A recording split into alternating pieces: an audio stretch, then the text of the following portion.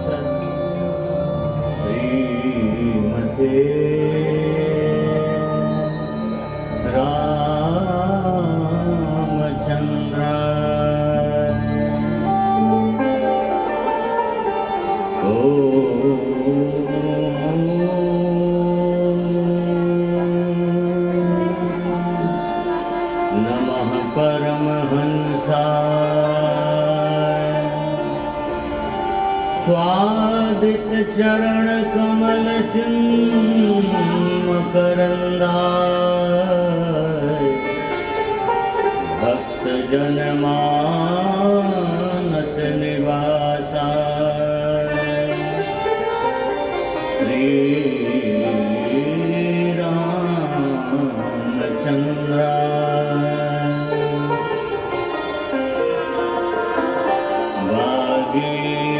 वागीशायस्य वदने लक्ष्मीर्यस्य च वक्षसि यस्यास्ते हृदये संवित् तं नृसिंहमहं भजे। विश्वसर्गविसर्गादि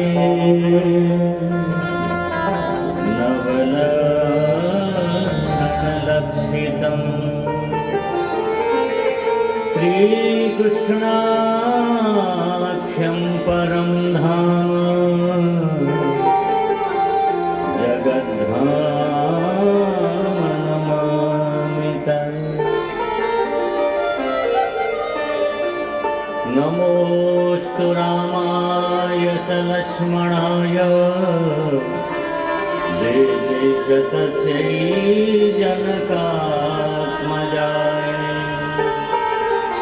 नमोऽस्तु रुद्रेन्द्रयमानिलेभ्यो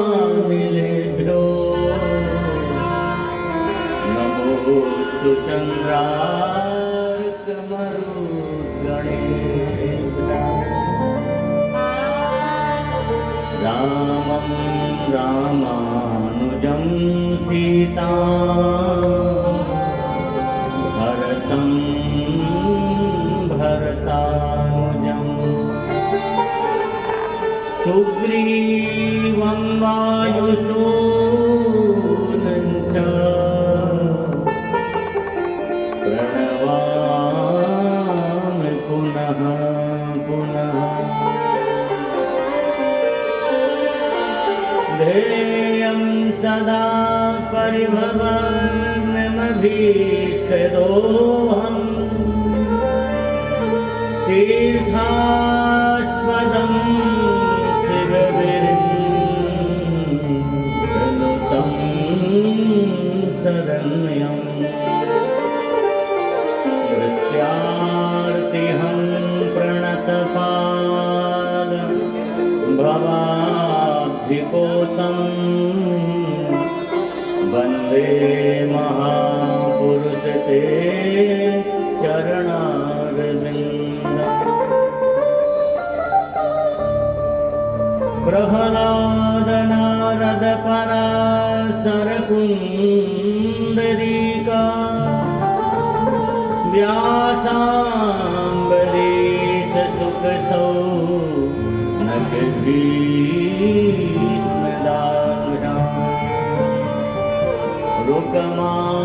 रुकमाङ्गदार्जुन वसिष्ठ विभीषणादि एतानहं परमभागवतां नमामि नारायणं नमस्कृत्य नरं चैव नरोत्तमं देवीं सरस्वतीं व्यासं ततो जयमुदीरये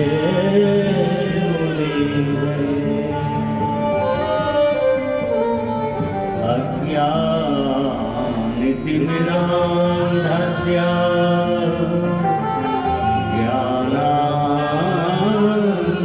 ज्ञानाञ्जनशलाकया चक्षुरुन्मीलितं येन तस्मै श्रीगुरवे नमः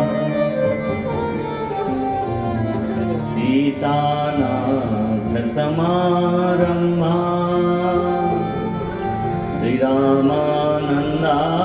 श्रीरामानन्दार्यमध्यमा अस्मदाचार्यपर्यन्ता वन्दे गुरुपरम्परा भक्त भक्ति भगवन् गुरु चतुरनाम बपुए इनके पद वंदन किए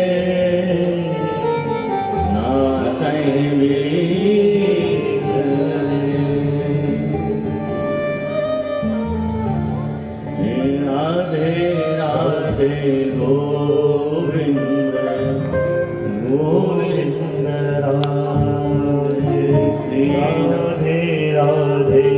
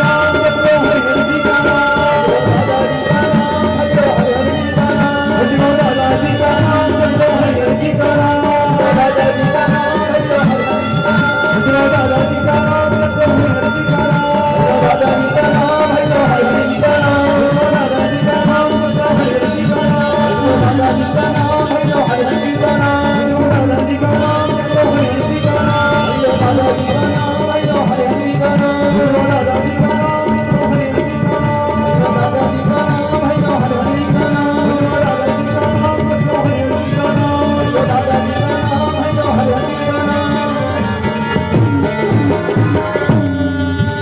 राधे राधे गोविंद गोविंद राधे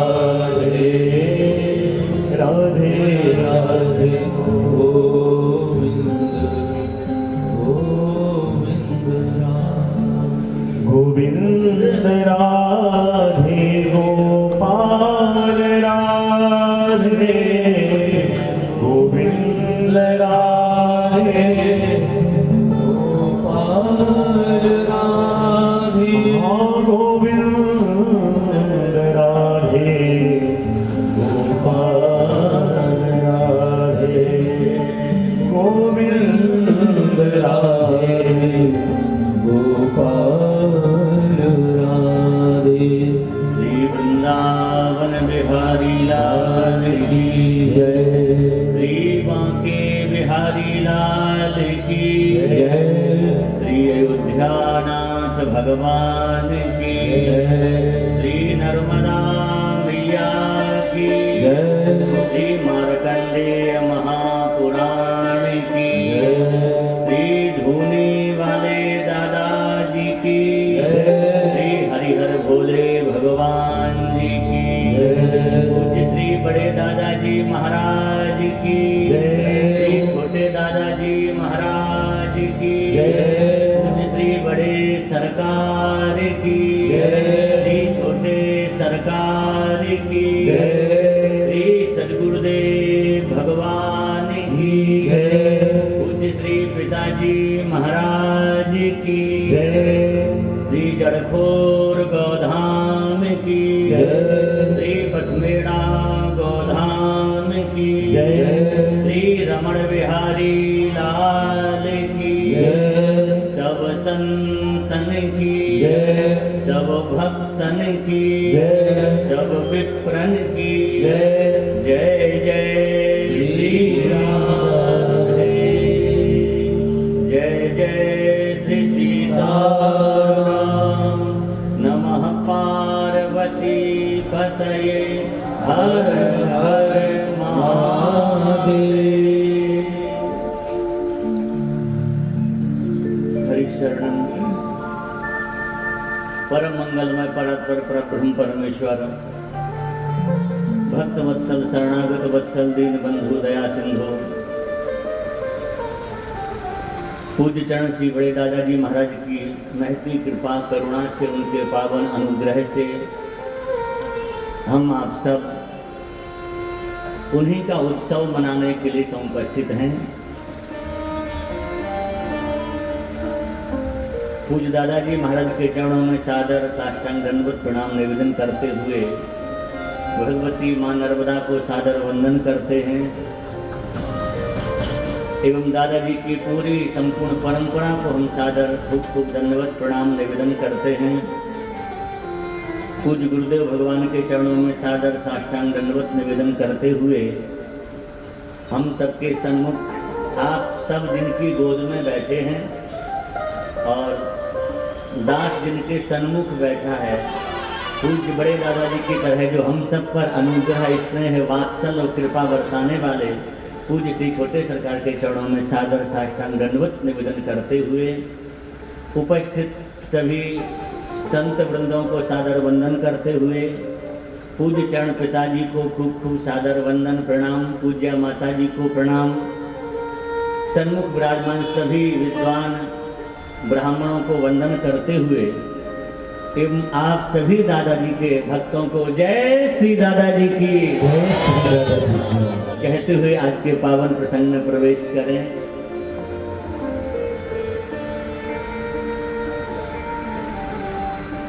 पूज्य पिताजी के आदेशानुसार मार्कंडेय पुराण की चर्चा हम सभी कर रहे हैं, क्योंकि हमने प्रथम दिवस भी निवेदन किया था कि यहाँ किस पुराण की कथा होनी है। सरकार पिताजी से पूछते, पिताजी आप बताइए। हाँ, सरकार कर पिताजी इस बार पिताजी बताएंगे जी, अगले साल का भी बताएंगे। तो मार्कंडेय पुराण की मंगलमयी चर्चा हम आप सभी श्रवण कर रहे हैं। अद्भुत ये पुराण है। कल का बड़ा हृदय स्पर्शी प्रसंग रहा। हरिश्चंद्र जी का जो चरित्र है मार्कंडेय पुराण में बहुत अद्भुत है। तो कल हम आप सभी ने उसे श्रवण किया। आज पिताजी ने आरती भी कल रात को लिख करके दे दी, तो मार्कंडेय पुराण की आरती आज जो गाई गई कुछ पिताजी की रचना है।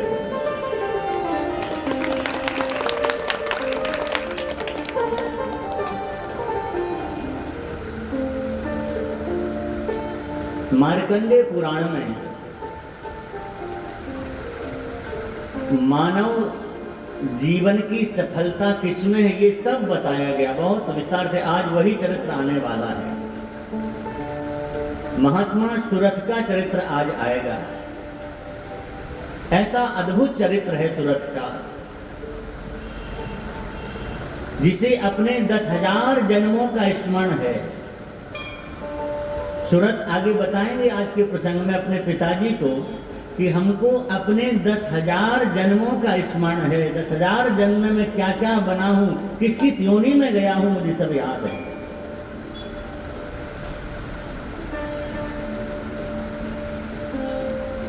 लेकिन इतना सब ज्ञात होने पर भी सुरथ रहते एकदम जड़ की तरह, पागल की तरह। आखिर ऐसा क्यों?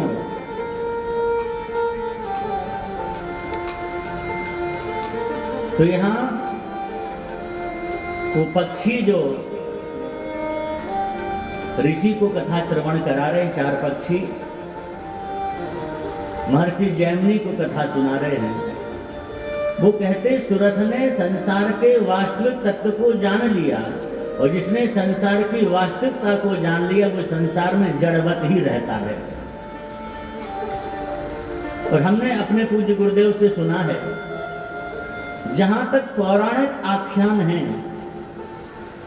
उन पौराणिक आख्यानों में 4 लोग ऐसे हुए हैं जिन्होंने संसार की वास्तविकता को जान लिया, और उस वास्तविकता को जान करके उन 4 ने जड़वत आचरण किया है। पागल की तरह वो 4 रहे हैं। पुराणों में इन 4 की चर्चा है। पहले तो हैं जिन्होंने संसार की वास्तविकता को जान लिया है, वो ध्रुव जी के पुत्र हैं उत्कल। ध्रुव जी के बड़े पुत्र हैं उत्कल। और जो बड़ा पुत्र होता, बड़ी संतान होती है, राज्य गद्दी पर उसका अधिकार होता है। लेकिन उत्कल ने संसार की जो वास्तविकता को जाना, तो उन्हें लगा मैं बड़ा हूं और पिताजी हठात मुझे गद्दी जरूर देंगे। और इन्होंने विचार किया, मैं उन पिता की संतान हूं जिन्होंने 5 वर्ष की अवधि में परमात्मा को प्राप्त कर लिया। जिस मेरे पिता ने 5 वर्ष की अवधि में परमात्मा को प्राप्त कर लिया, फिर भला मैं उन पिता के नाम को क्यों लजाऊं, मैं क्यों संसार में फंसूं। इसलिए इन्होंने जड़वत आचरण कर लिया, पागल जैसे रहने लग गए। संपूर्ण वेद शास्त्रों का सांगोपांग ज्ञान था, लेकिन एकदम जड़वत हो गए, पागल की तरह। कुछ खाने को मिल जाए तो खा लेते, कोई दे दिया तो पा लिया, नहीं तो पड़े हैं वस्त्रों में मलमूत्र कर ले, कुछ भी ज्ञान नहीं रहता। अब तो जानते सब थे, लेकिन जानबूझ कर कैसा आचरण किया, क्योंकि संसार की वास्तविकता इन्हें समझ में आ गई है। और कहा अगर अब नहीं समझे तो हम फिर बहुत फंस जाएंगे। और ऐसा आचरण किया, उस आचरण का प्रभाव ये रहा कि संसार इनका छूट गया, इनको राजा नहीं बनना पड़ा। बड़ा विस्तार से चरित्र है पुराणों में इनका, उत्कल का। इन्होंने जो साधन किया, जो तप किया उत्कल ने, अपने राज्य को छोड़ करके चले गए, और जहां इन्होंने तप किया है वो उत्कल प्रदेश उड़ीसा में जाकर के इन्होंने तप किया है।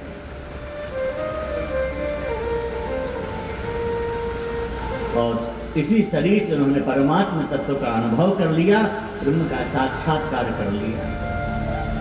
तो पहला चरित्र तो ये है पुराणों में। दूसरा एक चरित्र है, ये त्रेता का चरित्र है। त्रेता में भी एक महानुभाव ऐसे हुए जिन्होंने जब संसार की वास्तविकता को जाना तो वो भी जड़वत हो गए जान करके। वो त्रेता का चरित्र कौन है? महाराजा सगर के पुत्र असमंजस। असमंजस अपितु इनका विवाह हो चुका था, एक पुत्र भी हो गया था इनका। लेकिन फिर इन्होंने विचार किया अभी तो थोड़े ही फंसे हैं, अगर अब संसार की वास्तविकता को नहीं जाना, उबरने का प्रयास नहीं किया तो और ज्यादा कीचड़ में धंस जाएंगे। इसलिए उचित यही है कि संसार को त्यागना चाहिए। ये और विलक्षण आचरण करते थे। इन्हें भी संपूर्ण वेद शास्त्र का ज्ञान था, लेकिन ऐसा आचरण किया कि कैसे भी घर के लोग कहें तुम जाओ, पीछा छोड़ो हमारा। महाराज श्री अक्सर कहते ना, आप लोगों ने खूब कथा में सुना होगा, महाराज जी कहते जब तक संसार के लायक बने रहोगे तो ये लोग आपका पीछा नहीं छोड़ेंगे। गुरुदेव कहते हैं अक्सर महाराज जब तक थोड़ी भी लायक बने रहोगे तो हॉस्पिटल में जाके भी कहेंगे यहाँ अंगूठा लगा दो, यहाँ हस्ताक्षर कर दो, मरने भी नहीं देंगे सुख से। संसार से बचना तो एक ही उपाय है, क्या बोले? बस संसार की दृष्टि में पागल हो जाओ, निकम्मे हो जाओ, किसी काम के ना रहो। तो इन्होंने ऐसा आचरण किया कि जड़वत तो हो ही गए, लेकिन एक विलक्षण बात, नगर के बाहर घूमते रहते, महल में रहते नहीं। एक सबसे विलक्षण बात ये होती कि कई बार कोई बालक जब बाहर घूमता तो उसका पैर पकड़ के और घुमा करके सरयू में फेंक देते। वो बालक सरयू में गोता लगाता, डूबने लगा, जैसे ही डूबता तो ताली बजा के हंसने लग जाते। ऐसा करके इन्होंने कई माताओं की गोद को सूना कर दिया। लोग दुखी हो गए तो महाराजा सगर के निकट गए और सगर के निकट जाकर के कहा, महाराज आप तो प्रजा का पुत्रवत पालन करते हैं और आपके इस राज्य के एकमात्र उत्तराधिकारी जो हैं, आजकल वो ऐसा आचरण करने लगे हैं, कहने में लज्जा आती, संकोच होता है। कितनी माताओं की गोद को उन्होंने सूना कर दिया है। महाराज सगर ने असमंजस को बुलाया, समझाया ऐसा क्यों करते। अच्छा, एक विशेषता और थी, ये करते अपने मन के ही थे और कोई समझा तो बोलते कुछ नहीं थे। कोई कुछ कहा सुन सब लेंगे पर बोलते नहीं। पिता बड़े परेशान, कुछ बोलता भी नहीं, कुछ तो कहे भाई। कहा अब ऐसा कभी मत करना, कुछ नहीं बोले, लेकिन पिता की आज्ञा मिलने के बाद दूसरे दिन वही काम करना शुरू कर दिया। अब तो आखिर महाराजा सगर वो प्रजा वत्सल हैं, प्रजा को पुत्रवत मानते हैं। कैसी प्रजा के प्रति उनकी प्रीति है, अपने एकमात्र पुत्र से उनसे कह दिया, अपने पुत्र से तुम इस आचरण को नहीं छोड़ सकते हो तो जाओ, हमारे राज्य से निकल जाओ, दोबारा मुख मत दिखाना। खुश हो गए पिताजी, यही चाहते थे, प्रणाम किया और वहां से चले गए। लेकिन जाते जाते एक काम कर गए, क्या? वो बालक जो थे इन्होंने जिनको सरयू जी में फेंका था, वो एक भी बालक मरे नहीं थे। ये तो भगवान की कुछ लीला थी। सरयू माँ से प्रार्थना की, सरयू जी में प्रवेश कर गए, उन बालकों को दो। सब बालक बढ़िया बढ़िया पीताम्बर पहन के, माला पहन करके और अच्छे सुंदर ढंग से दौड़े दौड़े आए, अपने अपने घर को गए। उनके माता पिता बड़े राजी हुए, बड़े प्रसन्न हुए। बेटा तुम कहाँ गए थे? तुमको तो असमंजस ने मार दिया था, सरयू जी में फेंक दिया था। वो बोले नहीं माँ, ऐसा मत कहो, असमंजस ने हमको मारा नहीं था, भैया ने हमें तो सरयू जी की गोद में दे दिया था। इतने दिन तक बढ़िया बढ़िया पकवान खाए, देखो जरा मोटे होकर के आए हैं। और माता पिता का स्वभाव, बच्चों को प्रसन्न देखें तो उनको बहुत ज्यादा खुशी होती, बहुत प्रसन्न हुए। हमें अभी स्मरण आ गया, अभी सरकार जब यहाँ व्यास पूजन, पोथी पूजन कर रहे ना, तो इतने प्रेम से हमसे कह रहे हैं कि थोड़ा अच्छे से खाओ। क्यों? बोले वहाँ बैठ के देखने में अच्छा लगना चाहिए, चेहरा थोड़ा भरा हो। हमको आज 4 दिन हो गए, एक दिन ऐसा नहीं गया कि सरकार जिस दिन ना कहते कहते कमजोर बहुत हो गया। कभी हाथ पकड़ेंगे, बोले आपके हाथ भी कमजोर हो गया, देखो ये भी कमजोर, पैर भी कमजोर हो गए। ये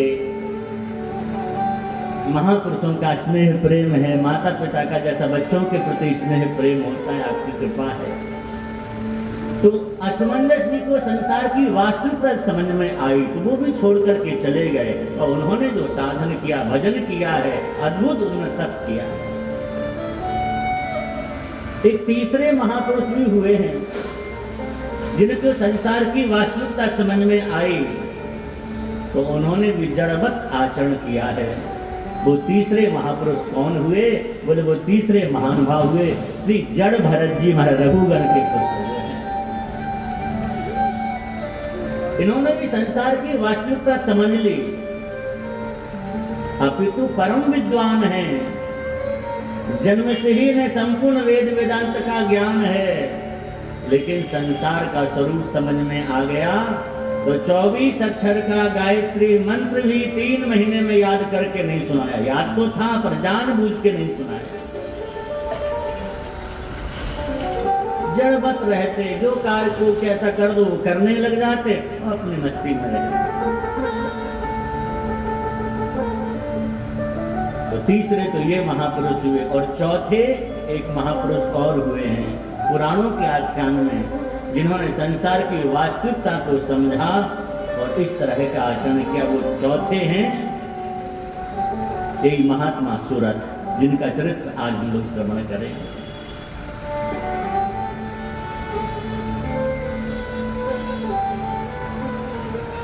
हृदय से अद्भुत भक्ति परमात्मा के प्रति है, अद्भुत समर्पण इनका है।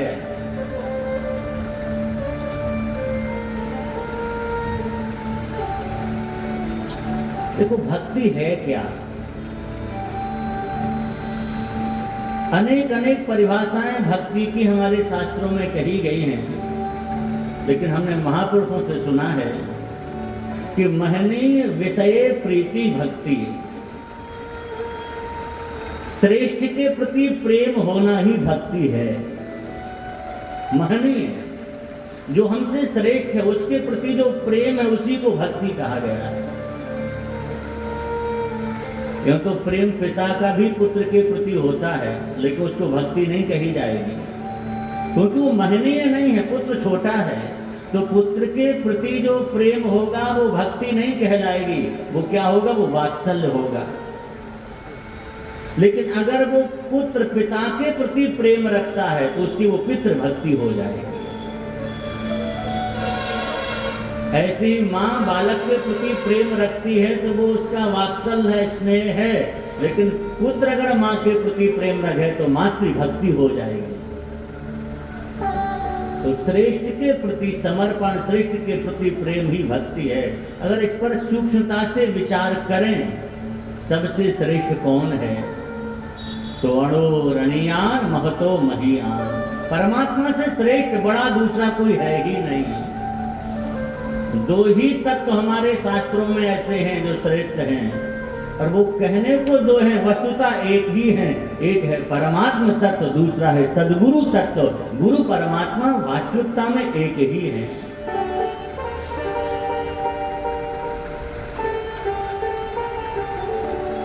कल श्रवण किया था गुरु महिमा हम लोगों ने। परमात्मा ही किस तरह के सद्गुरु, किस तरह से सद्गुरु के रूप में प्रकट होते हैं।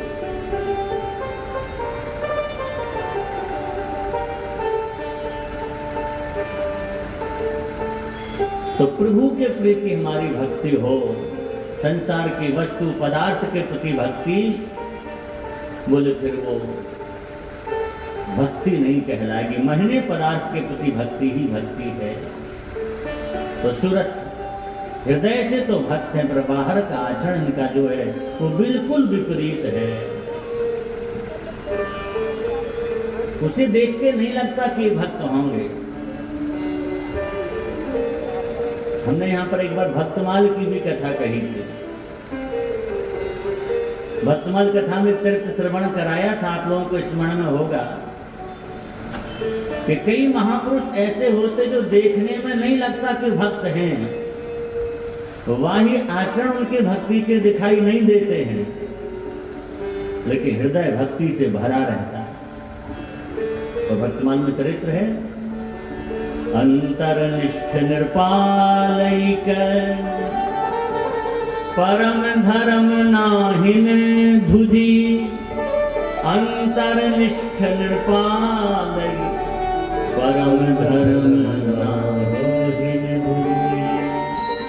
अंतरनिष्ठ राजा की भक्ति का वर्णन है। बाहर भक्ति के कोई लक्षण प्रकट नहीं उसको। महारानी बड़ी भक्त थी, लेकिन उसे एक एक दुख रहता था, और तो सब सुख हैं, सारी सुविधाएं हैं हमें, अगर मेरा पति भक्त होता तो मैं धन्य हो जाती। भैया, परिवार में सभी भक्त हो तो वो परिवार धन्य है, श्रेष्ठ है।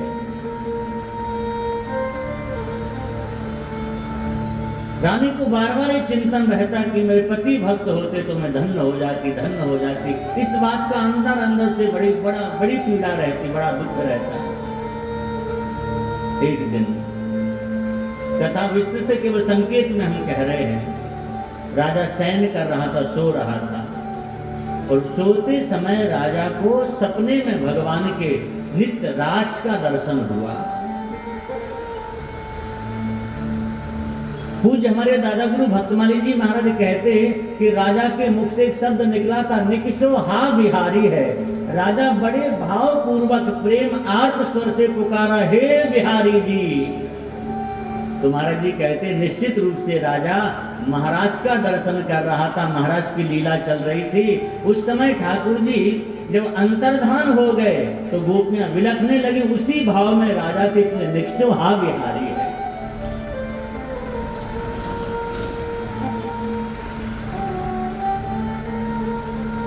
स्वप्न में भी ठाकुर जी का दर्शन हो तो वो प्रत्यक्ष दर्शन ही है, क्योंकि भगवान सत्य व्यर्थ हैं, सत्य स्वरूप हैं। महाराज जी अक्सर कहते हैं स्वप्न एक दर्पण है। स्वप्न से पता चल जाता हमारी स्थिति कैसी है। अंतःकरण का अनुभव स्वप्न में हो जाता है। जिसका अंतःकरण निर्मल होगा उसे सपने में सुंदर स्वप्न दिखाई देंगे, भगवत संबंधी लीलाएं दिखाई देंगी। समझ लेना हमारा अंतःकरण निर्मल है। और सपने में भूत प्रेत दिखाई दें, बहुत से लोग कहते महाराज हमें तो जाने क्या क्या दिखाई देता। इसका मतलब है हृदय में कालुष्य भरा है। निश्चित रूप से मन जब निर्मल होता है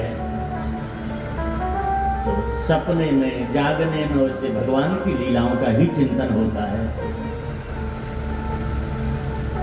राजा को स्वप्न में दर्शन हुआ। रानी ने ये शब्द सुना, इतने प्रेम पूर्वक कहा गया था कि रानी के कान में वो शब्द निकसो हा बिहारी शब्द जैसे ही सुना, रानी को रोमांच हो गया। देखो, हम निवेदन करें, जब कोई प्रेमी भगवान का नाम पुकारता है तो सहज में उस प्रेमी के हृदय से निकला हुआ जो नाम होता, उसमें इतना इतना इतना भाव, इतना प्रेम होता है कि जो सुनता है उसके अंदर प्रेम का संचार हो जाता है।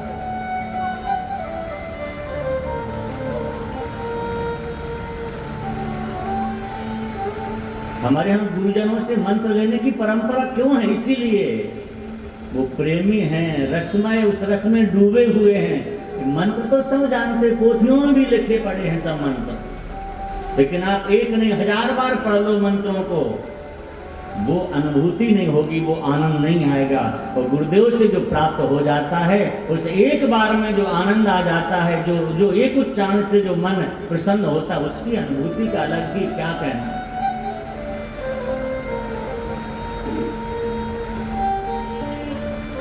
राजा प्रेमी था, उसके मुख से जैसे नाम निकला, रानी को प्रेम का संचार हुआ। रानी समझ गई, राजा के निकट गई तो देखा राजा के रोम एकदम पुलकित हो रहे हैं, रोम खड़े हो रखे हैं, राजा की आंखों से अश्रुपात हो रहा है, मानो प्रेम के जो अष्ट सात्विक भाव हैं वो प्रकट हो रहे राजा के अंदर।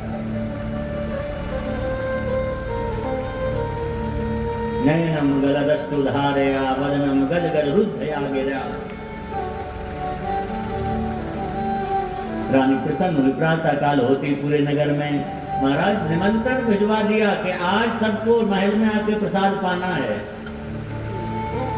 पूरे नगर में ढिंढोरा पिट गया, सब इकट्ठे होके बढ़िया तैयारी करके आने लगे, बढ़िया बढ़िया पकवान बनने लगे। राजा उठा, राजा ने देखा इतनी सुंदर तैयारी किस चीज की चल रही है। रानी से पूछा, आज हमने तो किसी को कोई आदेश नहीं दिया, कोई विशेष उत्सव है महल में? इतने लोग आ रहे, इतने बढ़िया बढ़िया पकवान बन रहे, व्यवस्थाएं हो रखी है क्या? रानी मुस्कुरा करके बोली, महाराज आज आपका जन्मदिन है। राजा बोला, हमारा जन्मदिन तो अभी गया थोड़े दिन पहले, हमारा जन्मदिन तो इस समय नहीं होता। रानी ने कहा, नहीं आपका जन्मदिन है। कैसे? तो रानी ने कहा, हमारा क्षमा करना, जब से मेरा विवाह हुआ मैंने कभी आपके मुख से भगवान का नाम नहीं सुना। और जो भगवान के नाम से रहित है, जो कभी भगवान नाम नहीं लेता है, वो शास्त्रों की और संतों की दृष्टि में मरा हुआ ही है। आज मैंने आपके मुख से भगवान नाम सुना है, तो मैं तो आज ही आपका जन्मोत्सव मना रही हूं, आज से ही आपका जन्म हुआ। जिस दिन भगवान का नाम स्मरण करने को मिल जाए, कथा श्रवण करने को मिले, कहने को मिले, वही दिन श्रेष्ठ है। हमें बाकी कितना जिए इसकी महिमा नहीं है। भगवत भागवत चर्चा में जो समय व्यतीत होता उसी की गणना होती है।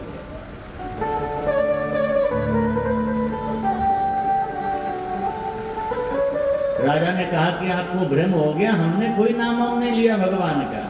रानी ने कहा, अब आप खूब चतुराई करो, लेकिन समझ में आ गया हमको। हमने आंखों से देखा, कानों से सुना, और वो नाम केवल नाम नहीं था, उसमें जो प्रेम था उसका भी मैंने दर्शन कर लिया है। इतना प्रेम पूर्वक आपके मुख से जो नाम निकला, वो किसी सामान्य व्यक्ति के मुख से वैसा नाम नहीं निकल सकता है। आप कितना ही छुपाओ, अब नहीं छुप सकते हमसे। वर्णन है भक्तमाल में तो कि राजा ने कहा, अच्छा हमारे मुख से नाम निकल गया? बोले हाँ निकल गया। कहा निकल गया? कहा निकल गया। जैसी तीसरी बार कहा निकल गया, कहा हाँ निकल गया, उसी समय राजा ने प्राणों को त्याग दिया। जो नाम ही हमारी निधि थी, जिसे छुपा के रखा था, आज प्रकट हो गया, तो जीवन धारण करके क्या करना। तो कई ऐसे भी भक्त होते हैं छुपे हुए। ये कथा हर किसी के बीच में नहीं कहनी चाहिए, नहीं तो लोगों में वो स्थिति तो बनती नहीं। हम लोग भी कहने लग जाते हैं, हम तो अंदर से भक्ति करते, दिखावा नहीं करते। भले ही भक्ति का एक लक्षण ना हो, लेकिन बस हम लोगों का स्वभाव है अच्छी बातों को याद करके बस सुनाना, लोगों को कह देना। पर वो स्थिति हो हमारी, तब तो कहना उचित है। हुई है वही जो राम रचि राखा, ये हम लोग खूब बोलते चौपाई गोस्वामी तुलसीदास जी। पूरी अपनी ताकत लगाएंगे, काम बना लें, न बने तो आखिर में कहते हैं हुई है वही जो राम रचि राखा।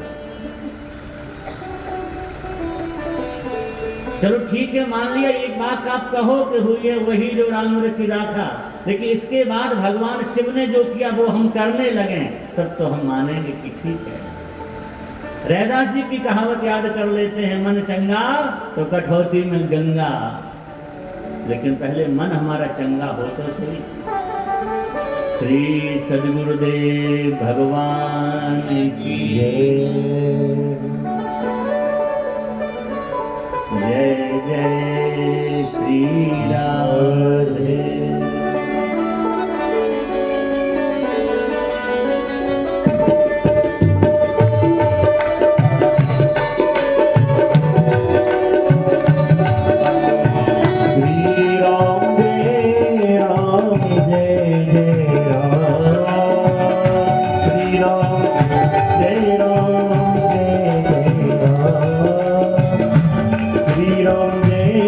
Ram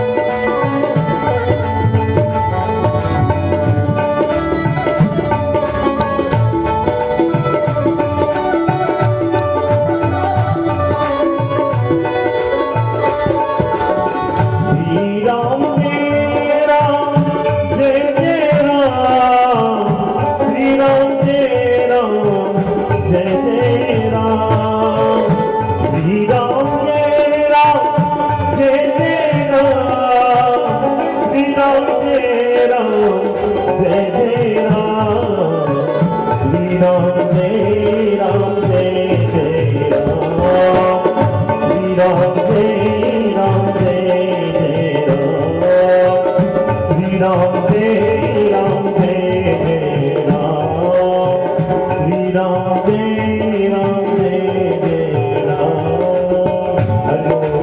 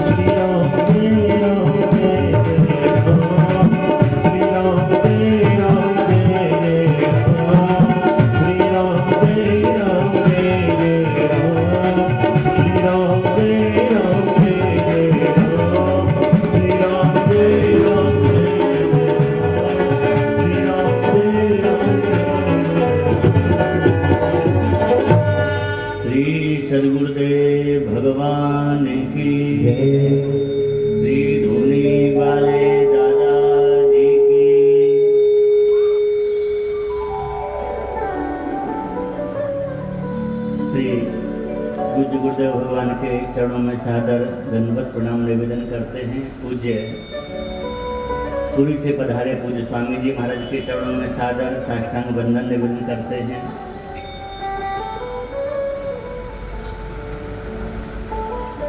महाराज जी की वाणी का लाभ लेना ही है।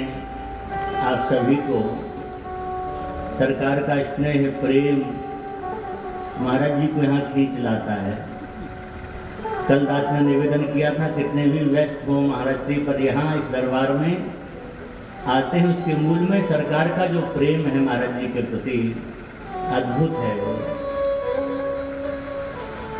हम अक्सर कहते हैं कि संतों का प्रेम देखने लायक होता है। कैसा संत प्रेम करते हैं और कैसा प्रेम का निर्वाह करना जानते हैं संत। दो ही लोग ऐसे हैं जो प्रेम का निर्वाह करते हैं। हेतु रहित जग जुग उपकारी, तुम तुम्हार सेवक असुरारी। क्या तो ठाकुर जी प्रेम का निर्वाह करते हैं या ये संत सदगुरु करते हैं। बस पूज्य गुरुदेव भगवान विराजे कहने की न सामर्थ्य है, और वैसे भी ये पुराण एक नया है। वो तो गुरुदेव का अनुग्रह, सरकार की कृपा और पिताजी का स्नेह रहता है। कहते पिताजी भैया खूब पढ़ो, खूब बढ़िया कहोगे। वार्ता पिताजी कहते जो भी पुराण पिताजी निश्चित कर देते, हम कहते पिताजी हमने तो कभी देखा ही नहीं। कहते भैया खूब बढ़िया कहोगे। तो हम निवेदन ये कर रहे थे, थोड़ा अपना विषय कह के फिर पूज्य महाराज जी की वाणी का लाभ हम लोग लेंगे ही, कि पौराणिक इतिहास में 4 लोगों ने संसार की वास्तविकता को समझा तो उन्होंने जड़वत आचरण किया, और उन्हीं में चौथा आख्यान जो है वो मार्कंडेय पुराण में है, सुमति का। इन्होंने भी संसार की वास्तविकता को जब समझ लिया तो जड़वत रहे, सब कुछ जानने पर भी अज्ञानी जैसे रह गए। इनकी समझ में आ गया कि गुण जो है वो बंधन कारक है। संस्कृत में रस्सी को ही गुण कहते, गुण बांधने वाला होता है। कोई भी गुण होगा वो बांधेगा जरूर।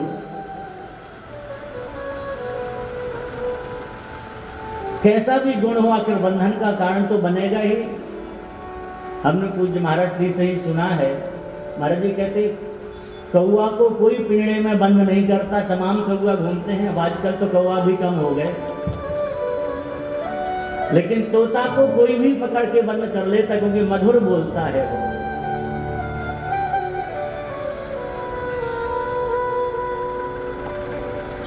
गुण बंधन कारक है, लेकिन गुण इतना वैराग्य है नहीं संसार से कि सब छोड़ करके चले जाएं। और फिर जो गुण हैं वो बांधने वाले हैं, तो क्या किया जाए कि ये गुण भी बंधन कारक न बने और अपना कल्याण भी हो जाए। तो हमने पूज्य गुरुजनों से ही सुना है, इन गुणों को भगवान के चरणों में समर्पित कर दो तो गुण हैं वो दोष, उनके दोष समाप्त हो जाते हैं। क्योंकि ठाकुर जी ऐसे हैं, गुण तुम्हार समझें निज दोष।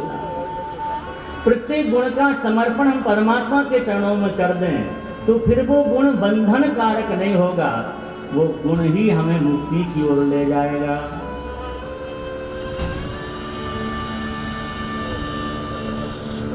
संगीत गुण है, बहुत अच्छा है, लेकिन अगर ये संगीत लोक रिझावा के लिए होगा तो बंधन कारक होगा। पर इसी संगीत से कितने महापुरुषों ने, कितने आचार्यों ने ठाकुर जी को रिझाया है। तो यही गुण भगवान की प्राप्ति का साधन भी बन जाता है। बस भगवान को समर्पित कर दें। जो गुण हमें ठाकुर जी की कृपा से प्राप्त हुआ है, उस गुण का हम समर्पण उनके ही चरणों में कर दें तो वो गुण हमारे लिए फिर दोष नहीं होगा, बंधन कारक नहीं होगा। तो सुमति की समझ में ये बात आ गई, इसलिए बिल्कुल मौन रहते, कुछ बोलते ही नहीं। इनके पिताजी बहुत समझाते कि बेटा वेद आदि का स्वाध्याय करो जिससे मानव जीवन की सफलता तुम्हें प्राप्त हो सके, लेकिन ये कुछ नहीं बोलते। बहुत समय बीत गया, बार बार पिताजी समझाते पड़े, सुन लेते लेकिन कहते कुछ नहीं थे। पर एक दिन इन्होंने अपने पिताजी से वो सब बातें कही, पिताजी जो आप कह रहे हमको, ये मैं आज से नहीं बहुत पहले से सब जानता हूं। मुझे एक दिन का नहीं, अपने हजारों वर्षों के जन्मों का स्मरण है। मुझे अपने 10,000 वर्ष के जन्मों का स्मरण में कब क्या था, किस का पाप के कारण, कौन से आचरण के कारण किस योनि में गया और वहां क्या क्या यातनाएं मैंने भोगी हैं, हमें सब स्मरण है। कई बार मैं ब्राह्मण भी बना, क्षत्रिय भी बना, पशु की योनि में भी गया। ऐसी अनेक अनेक महाराज अपने जीवन की गाथाओं को सुनाया।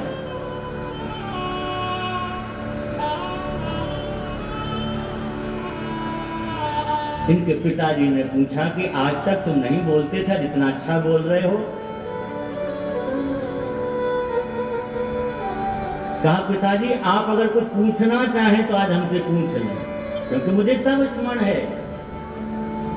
उन्होंने पूछे हैं कई प्रश्न अपने कल्याण के लिए कि मानव का कल्याण कैसे हो, किस पाप के कारण जीव किस गति को प्राप्त होता है। बड़ा सुंदर ये सब वर्णन करके बताया है। वो सब विस्तृत चरित्र हैं, हमें उनको न कहना है, क्योंकि मानव जीवन का कल्याण कैसे होना हमारी सामर्थ्य कहने की लिखी हुई बात को सुना सकते पढ़ करके, लेकिन अगर ये बात हम गुरुजनों से सुने तो निश्चित हम सबका कल्याण होगा। तो हम लोग पूज्य महाराज जी से श्रवण करेंगे, क्योंकि जितना अधिक महाराज जी को सुनेंगे उतना लाभ आप सबको मिलेगा। सब लालायत भी हैं, हम तो कल से फिर कथा सुनाएंगे ही आप लोगों को। तो आज पूज्य महाराज जी की वाणी का लाभ हम लोग लेंगे। श्री सद्गुरुदेव भगवान की वही माइक ले लो। कैसे सत्तर कीर्तन कर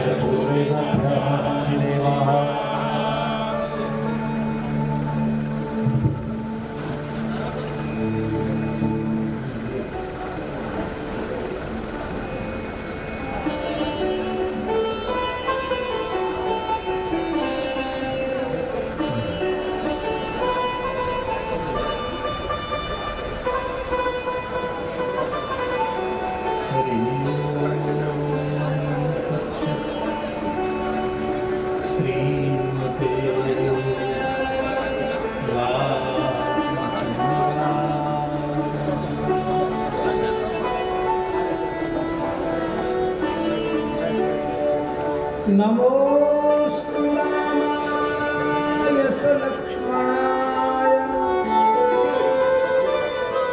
देव्यै च तस्यै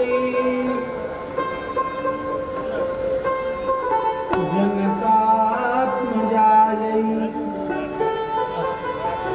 नमोस्तु रुद्रेन्द्रयमानिलेभ्यो नमोस्तु चन्द्रार्कमरुद्गणेभ्यः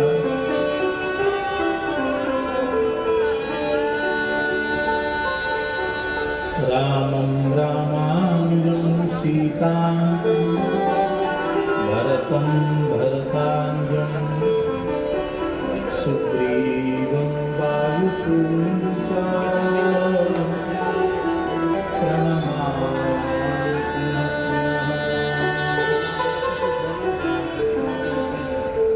यत्र यत्र रघुनाथ कीर्तनम्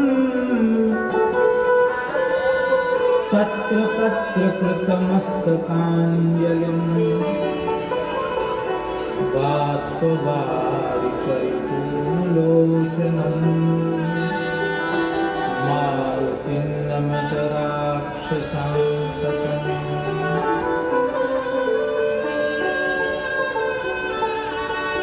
नर्मदा सरितां श्रेष्ठा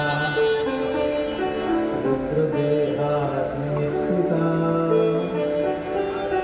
तारयेत् सर्वभूतानि स्थावराणि चराचरम् नमः पुण्यजले ह्याद्ये नमः सागरगामिने नमस्ते पापनिर्दाये नमो देवी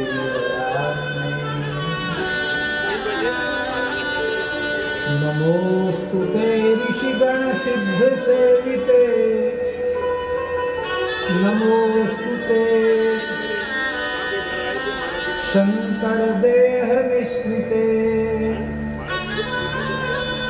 नमोस्तु ते धर्मप्रदानवरप्रदे नमोस्तु ते पुण्यजनानां सेविते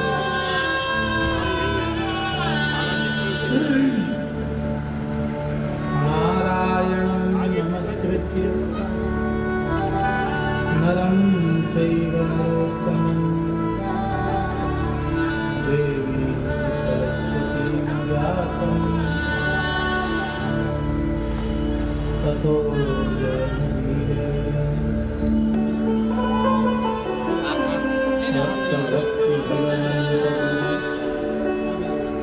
चतुर्नाम बटुए इनके प्रबंधन किए नाशन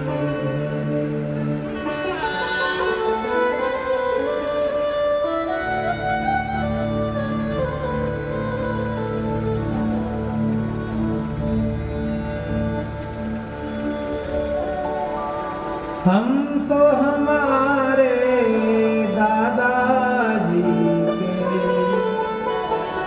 दादाजी हमारे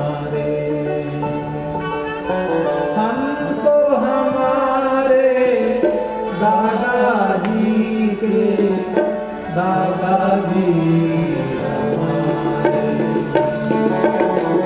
हम तो हमारे दादाजी के दादाजी हम तो हमारे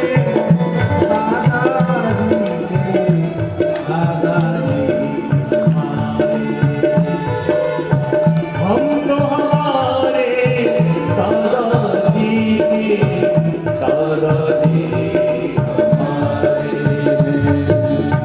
हम तो हमारे हरिहर जी के हरिहर जी हमारे। हमारे हरि हरि जी हरि हरि जी हमारे। हम तो हमारे हरिहर जी के हरिहर जी हमारे। हम तो हमारे हरि हरि जी के हरि हरि जी हमारे। हम तो हमारे दादाजी के दादाजी हमारे। हम तो हमारे दादाजी के दादाजी हमारे। हम तो हमारे हरिहर जी के हरिहर जी हमारे। हम तो हमारे हरि हरि जी हरि हरि जी हमारे। हम तो हमारे श्री सद्गुरु के श्री सद्गुरु हमारे।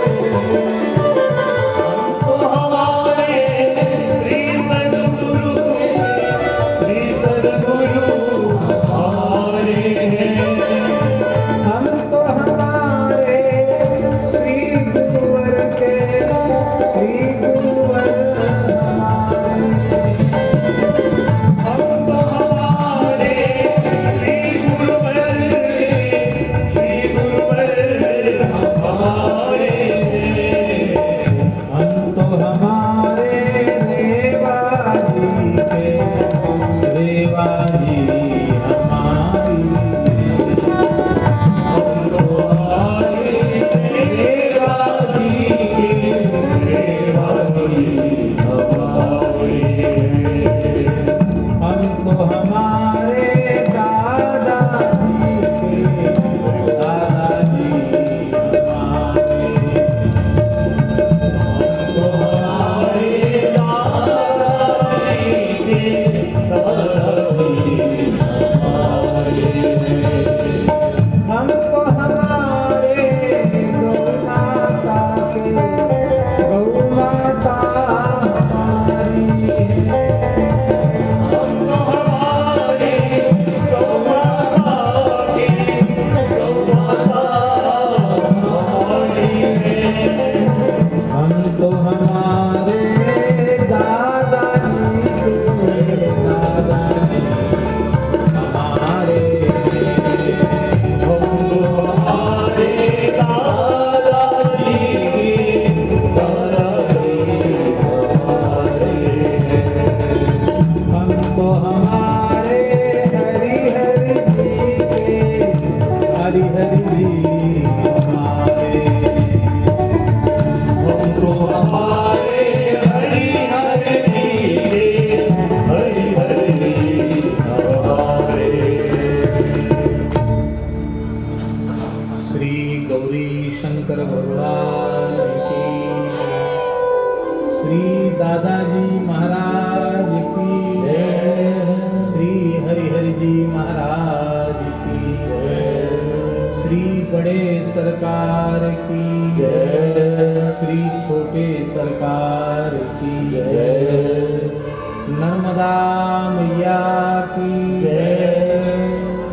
श्री खेड़ी घाट की श्री दादा दरबार की श्री मार्कंडेय पुराण की जय जय श्री राधे जय जय श्री सीताराम हर हर महादेव। हरिशरणम।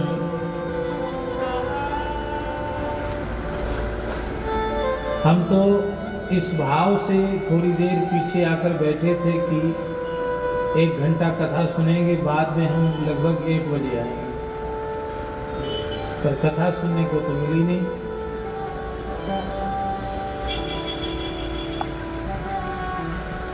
सरकार की आज्ञा होगी या कथा को ठीक।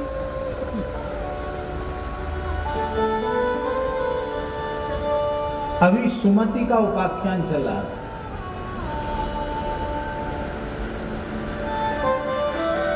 इस प्रकार के विज्ञान संपन्न अवधूत कोटि के महात्मा पौराणिक इतिहास में 4 महापुरुष हुए। सतयुग में ध्रुव जी के पुत्र उत्कल, उनकी भी यह समझ में आया था कि गुण का अर्थ बंधन है, इसलिए षडंग वेद के विद्वान होने के बाद भी, महान अतिरथी योद्धा होने के बाद भी, सकल शास्त्र निष्णात होने के बाद भी उन्होंने अपने ज्ञान को अपने में छिपा लिया और वे जानबूझकर मूक की तरह, उन्मत्त की तरह, जड़ की तरह व्यवहार करने लगे। ध्रुव जी तो वन में जा ही चुके थे। उत्कल को लोगों ने पहले तो बड़ा योग्य समझा था कि बहुत विद्वान है। अब कोई पागल हो गए तो उसकी चिकित्सा संभव है। पागल तो है नहीं, पर पागल पने का अभिनय कर रहा है। पागल नहीं है, बुद्धिमान। पर पागल पने का अभिनय करने वाला, उसको तो कौन स्वस्थ करेगा? वो तो जब खुद अभिनय करना छोड़ेगा तब स्वस्थ होगा। लोगों ने यही समझा कि तो पागल हो गया और वो ठीक होने का भी नहीं। हाँ, यहाँ आगे विराज जाना।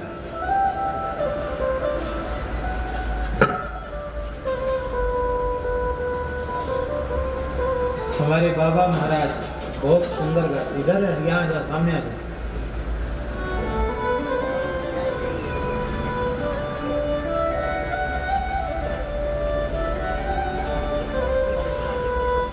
इस बार सूर्यश्याम गौशाला में भी बहुत सुंदर सुनाया आपने। जय जय श्री राधे। अब बिल्कुल विक्षेप रहित होकर के श्रवण करें। उत्कल जी की उपेक्षा कर दी और उत्कल जी सब कुछ त्याग कर चले गए, जिसे वर्तमान समय में उड़ीसा प्रदेश कहते हैं। इसका एक नाम उत्कल भी, उत्कल प्रदेश। उत्कल जी ने यहाँ भजन साधन किया। उनके चरण रस से पवित्र भूमि को उत्कल प्रदेश कहा गया। ये जीवन मुक्त महापुरुष हैं। दूसरे हुए महाराज सगर के पुत्र असमंजस, ये त्रेता में हुए। इनकी भी ये समझ में आ गया कि गुण का नाम बंधन है, और इन्होंने भी विचित्र खेल करना आरंभ कर दिए। पागलों की तरह, जड़ की तरह इनका व्यवहार। सरयू किनारे घूमते रहते, कोई छोटा बालक पकड़ में आ जाता, उसका हाथ पैर झुला के सरयू जी में फेंक देते। गुप गुप करके डूब जाता पानी में तो बहुत प्रसन्न होते। लोगों ने महाराज सगर से शिकायत की। सगर ने बहुत समझाया, ये माने नहीं। प्रजा ने कहा, महाराज आप तो अपनी प्रजा का पालन पुत्र के समान करते हैं, आपके ही पुत्र हैं। न जाने कितनी माताओं की गोद सूनी कर दी इन्होंने। बच्चों को फेंक देते हैं सरयू जी में।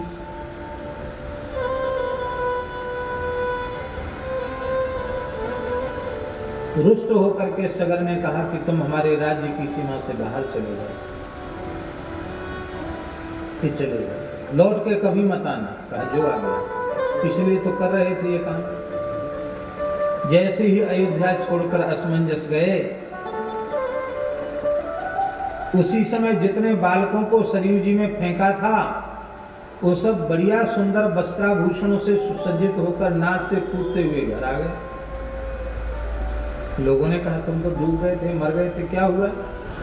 बोले असमंजस भैया ने हमको सरयू जी के महल में पहुंचा दिया था और वहीं से सब आभूषण धारण करके सब पोशाक पहन के आए। तब लोगों को ज्ञात हुआ कि असमंजस तो कोई महान सिद्ध योगी थे। तीसरे महापुरुष हुए जड़ भरत जी महाराज।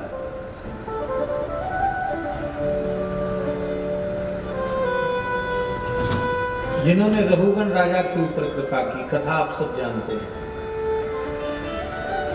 और ये चौथे महापुरुष हुए सुमति, जिनकी कथा मार्कंडेय पुराण में है, जिसका आप श्रवण कर रहे थे।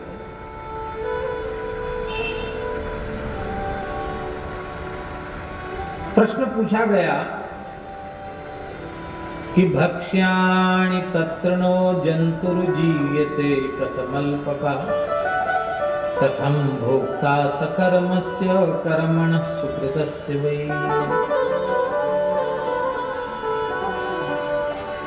यह जीव किस प्रकार से अपने पाप पुण्य का फल भोगते हैं,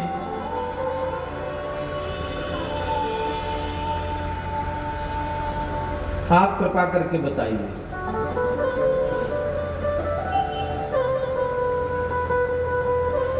यह सुनकर के पक्षियों ने कहा कि तम सुनस्व महाभाग यथा प्राह पितु पुरा। मेरे पिताजी ने जो कहा था, पुत्रः परम धर्मात्मा सुमित्र नाम था। परम धर्मात्मा सुमति नाम का पुत्र हुआ। ये बड़ा बुद्धिमान था। भृगुवंशी ब्राह्मणों के गोत्र में इस सुमति का जन्म हुआ था। इनके पिता का नाम था महामति। ये प्रकांड विद्वान थे, वेदों के ऋषि थे। इन्होंने अपने पुत्र सुमति के सारे संस्कार शास्त्र विधि से संपन्न कराए। यथा समय यज्ञोपवीत संस्कार संपन्न कराया।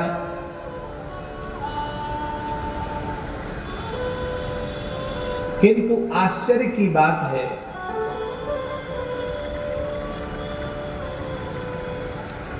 सुमति कुछ बोलते ही नहीं।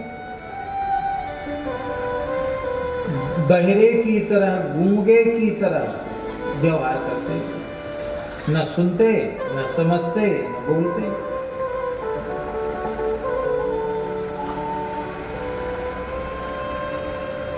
पिताजी ने कहा कि देखो बेटा, वेदानधीस्व सुमते यथानुक्रममादितः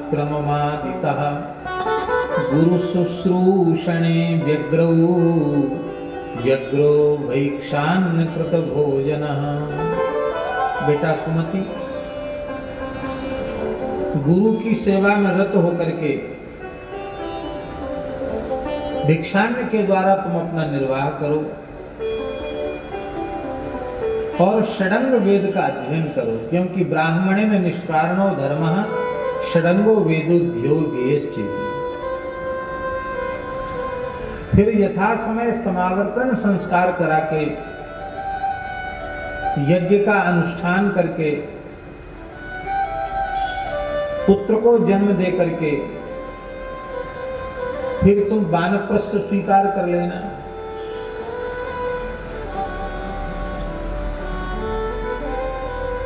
और वानप्रस्थी के नियमों का भी पालन करने में जब कठिनाई हो तो फिर संपूर्ण कर्मों का त्याग करके संन्यास ग्रहण कर लेना। इससे तुम्हें ब्रह्म ज्ञान की प्राप्ति होगी और इस ब्रह्म ज्ञान को प्राप्त करने के बाद फिर तुम्हें शोक नहीं करना पड़ेगा।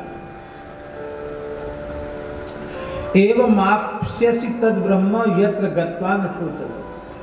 उस परब्रह्म को प्राप्त हो जाओगे जिसको प्राप्त करने के बाद फिर सोचना रह नहीं जाता है।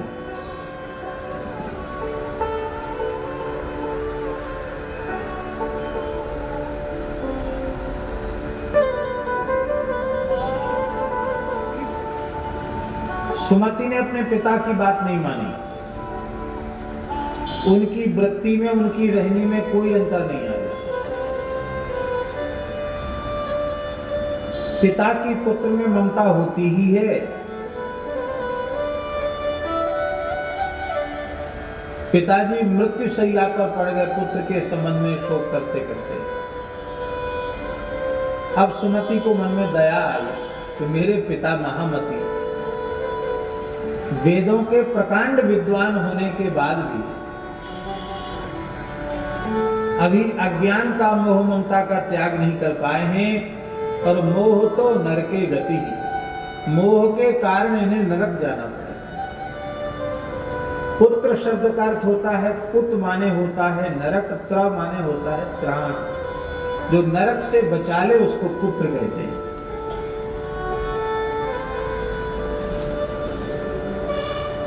तब आज आपने मन में विचार किया कि अब अपने पिता को उत्तर देना ही पड़ेगा। तब सुमति ने कहा महाराज आप बारंबार जिस विषय में हमें उपदेश देते हैं कि पहले ब्रह्म उपनयन संस्कार हो गया है तो विद्यालय में गुरुकुल में प्रवेश प्राप्त करो, फिर 6 अंगों के सहित वेदों का अभ्यास करो, अग्नि की गुरु की उपासना करो, गौ की उपासना करो, अध्ययन पूर्ण होने पर समावर्तन संस्कार पूर्वक गृहस्थाश्रम में प्रवेश करो, वहां विधिवत आहिताग्नि होकर के तुम अग्नि की उपासना करो, पंच महायज्ञ कर्म पूर्वक गृहस्थ धर्म का पालन करो, फिर पुत्र का जन्म हो जाए तो वानप्रस्थी हो जाना, बाद में संन्यास लेना। तो ये जो वेदों ने जो व्यवस्था दी है ब्रह्मचर्य गृहस्थ वानप्रस्थ और संन्यास की, उस व्यवस्था के अनुरूप हमने अनेकों बार धर्म का आचरण किया है।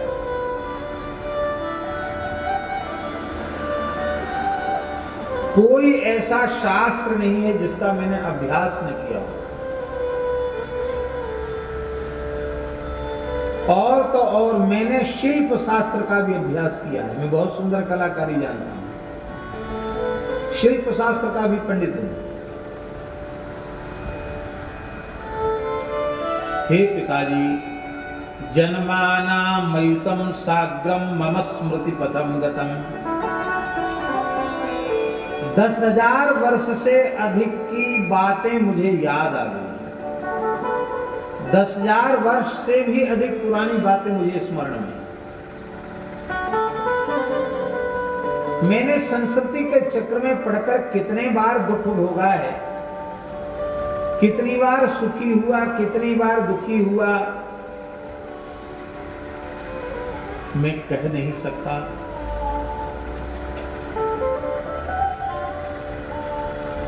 हमें तो ऐसा अनुभव में आया कि वेदों ने जिस प्रवृत्ति धर्म का खूब विस्तार से वर्णन किया है, वेदों के अनुरूप हमने धर्माचरण करके खूब देख लिया। हमारा संस्कृति का चक्र छूटा नहीं, हमारा अज्ञान दूर नहीं हुआ।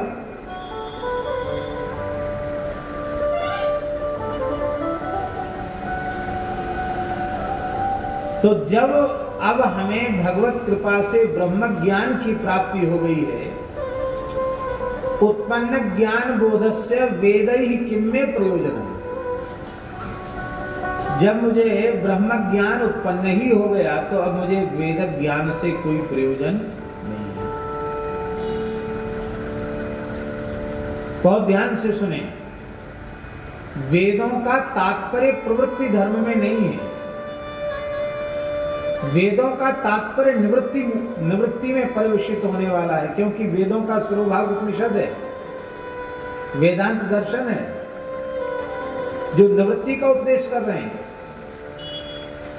पर दो प्रकार की जो विधियां हैं, ब्रह्मचर्य से सीधे संन्यास में जाए एक विधि, और आश्रमात् आश्रमं गच्छेत् दूसरी। ब्रह्मचर्यादेव प्रव्रजेत एक विधि, और आश्रमात् आश्रमं गच्छेत् दूसरी विधि।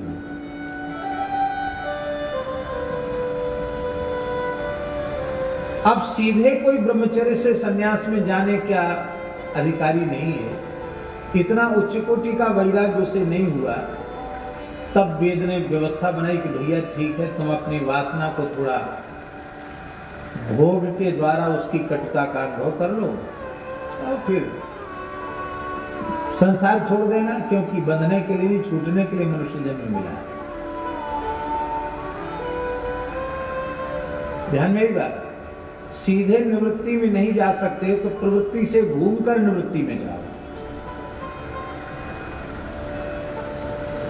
लेकिन लोग केवल प्रवृत्ति धर्म में ही फंसकर रह जाते हैं। वैदिक अग्निहोत्र की रक्षा अवश्य होनी चाहिए, पर सकाम भाव से अग्निहोत्र करने वाले उनको प्रायः लौकिक फल की